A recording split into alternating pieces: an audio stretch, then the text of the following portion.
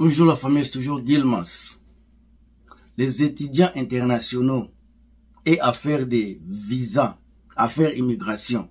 Je ne suis pas vraiment expert dans ça, mais je vais vous donner les chiffres, juste les chiffres, tout en pensant à vous montrer pourquoi le Canada va toujours vous accueillir ici. Le Canada aura toujours besoin de vous. Selon mes analyses, selon mes calculs. Imagine-toi qui me regarde à cette heure-ci. Tu veux partir au Canada. Pour partir au Canada, ce n'est pas gratuit. Il y a des frais qu'on paye. Parmi les frais là vont droit au gouvernement du Canada. Si le Canada est capable d'accueillir plus de 1 million de personnes, parce que l'année passée, l'année derrière, à peu près 1 million de personnes.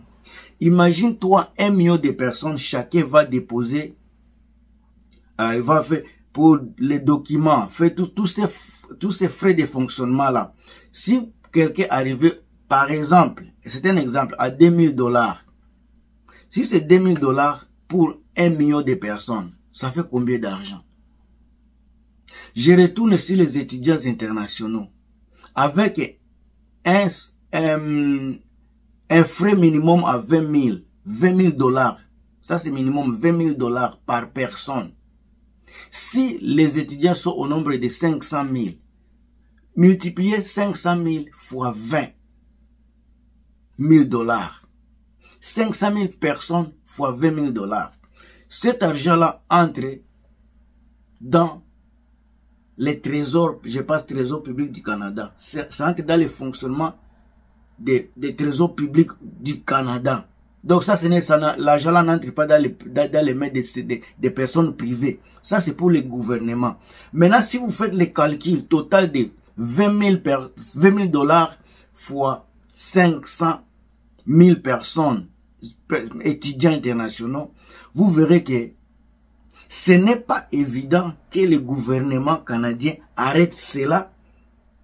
Ce n'est pas évident parce que l'argent qui entre là, ça aide le Canada ici, par exemple, à construire, par exemple, des maisons, ou bien les femmes seules, on les paye à travers des... Il y a beaucoup de frais qui sont soutirés de tout cela pour aider l'économie du Canada. Maintenant, vous prenez encore 1 million de personnes qui vont entrer. On peut avoir les résidents, on peut avoir les travailleurs qualifiés, on peut avoir les travailleurs, les visiteurs, les travailleurs temporaires. Tous ces gens-là, si ils sont à 1 million. Pour entrer ici au Canada, ils ont payé certains frais. Les frais là, ça va dans le gouvernement du Canada. Si c'est 1 million de personnes, et ces gens-là vont payer à peu près 2000 $ pour arriver ici. Maintenant, mettez 1 million de personnes et 500 000 personnes. Ok, parlons de 500 000 étudiants. Ces 500 000 personnes étudiantes ici au Canada, ces gens-là, on va les octroyer les permis de travail. Les permis de travail là, cela veut dire que ces gens-là vont travailler au Canada. Les 500 000 personnes qui vont payer taxes.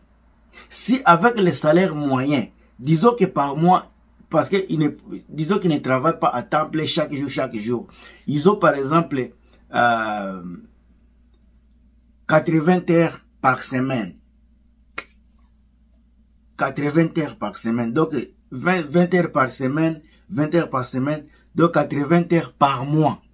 Avec un salaire minimum. Je prends seulement un exemple de 15 $.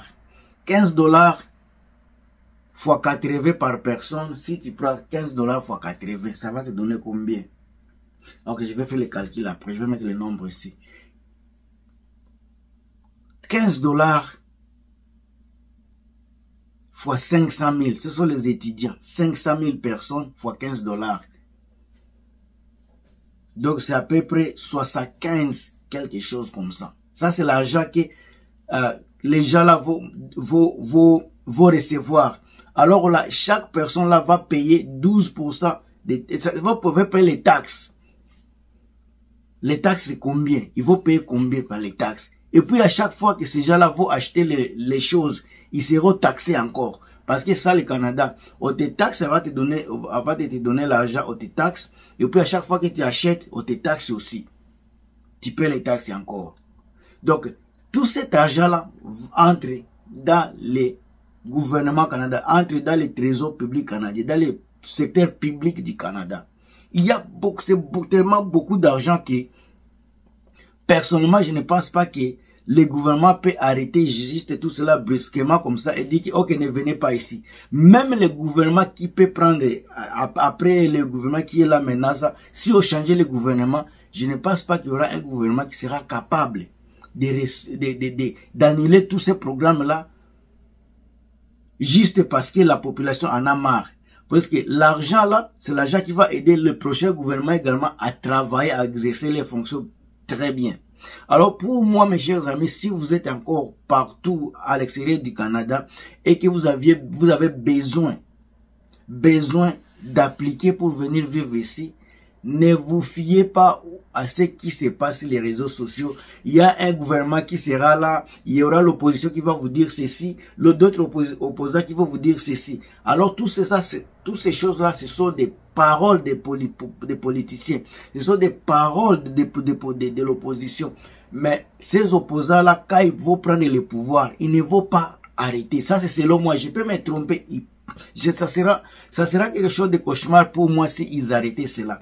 Alors si tu es encore en Europe par exemple, tu es en Afrique, tu es en Asie, en Amérique latine, même aux États-Unis, tu veux appliquer pour aller au Canada, attaquer étudiant international par exemple.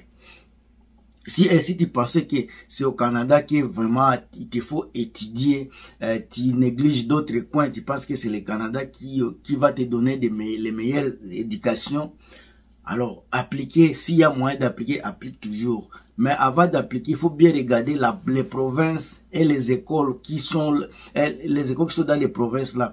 Est-ce que les provinces là, les écoles là vous donnent les programmes dont vous avez besoin? Également, les programmes que vous allez étudier aujourd'hui, est-ce que ça a des rapports avec les climats économiques de ces moments-là? Il faut faire des recherches pareilles. Et maintenant, si tu es travailleur qualifié ou bien tu es immigrant, tu veux partir au Canada, après avoir regardé tout ce qui se passe sur les réseaux sociaux, et tu commences à te décourager, soit disant que ça risque de ne pas être un bon choix, ça risque de ne pas marcher, il y a ceci ou cela, mon cher ami. Si tu me regardes à cette heure-ci, ne te fiez pas à ce qui se dit sur les réseaux sociaux. S'il faut appliquer, il faut appliquer. Canada, c'est un pays d'immigrants, pays des immigrants. Tous ceux qui sont ici à majorité sont des immigrants. Alors, l'économie marche avec les taxes que nous payons chaque jour. L'économie marche avec l'argent que vous payez pour venir ici au Canada. L'argent là ne sera pas juste éliminé comme ça. Si il te faut appliquer pour partir au Canada, si tu penses que le Canada est mieux pour toi après avoir fait des recherches, des analyses, si tu pensais que le Canada sera mieux pour toi, pour ta famille, soit pour ton avenir, soit pour tes études, soit pour des réseaux que toi-même tu connais, il ne faut pas suivre beaucoup de gens sur les réseaux sociaux. Applique seulement, mais il faut arriver ici légalement. Applique pas, aller à l'immigration. Et surtout, tu n'as pas besoin de payer les agents d'immigration pour te faire des documents. Va sur Internet, lis bien les documents et les détails qui sont sur l'Internet, sur les sites de l'immigration du Canada. Lis cela, remplissez les documents comme on te demande sans faute. Tout ce que les agents d'immigration vont faire, ils vont remplir pour toi. Tu vas dépasser de l'argent pour la chose que tu pourras faire seul. Je connais beaucoup de personnes qui remplissent leurs documents, qui ont rempli leurs documents seuls et ils sont venus ici, ça passait par les agents d'immigration. Il y a des agents d'immigration qui ne sont même pas reconnus. Ils sont là pour vous prendre, vous soutirer de l'argent. Ces gens également ont besoin de venir ici. Imaginez-vous les agents d'immigration que vous connaissez là dans votre pays d'origine. Il y a les gens qui sont en train de galérer. Donc, ils veulent aussi venir ici, mais non pas les moyens. C'est pour cela, pour se trouver des moyens, ils vous soutirent de l'argent. Je vous enseigne encore une fois, remplissez vos formulaires seuls, focalisez sur ce qui est essentiel, lisez attentivement, il y a des papiers, les checklists, lisez ça, mais il faut être sûr que vous avez rempli tous les documents nécessaires qu'on vous demande qui sont recommandés par le gouvernement, soit par l'immigration. Et je vous assure, si votre document est normal et remplit toutes les conditions possibles, vous allez venir ici et voir le Canada, vivre au Canada et expériencer le Canada vous-même. On se revoit très bientôt. Je ne vais pas être long dans la vidéo ici puisque je vais partir à l'église. Je voulais juste faire une vidéo de motivation à ceux qui m'ont posé les questions concernant l'immigration. Moi, je ne suis pas vraiment expert dans l'immigration, mais avec une petite analyse que j'ai fait, les petites idées que j'ai sur l'immigration, avec les coûts de la vie, les systèmes politiques, soit administratifs ou économiques du Canada sur l'immigration, je pense que il faut encore essayer à faire l'application. Je ne pense pas que il faut vous décourager. Au contraire, il faut avoir beaucoup de courage pour appliquer. Ça va vous faire du bien demain. On se revoit très bientôt. À plus. Bye.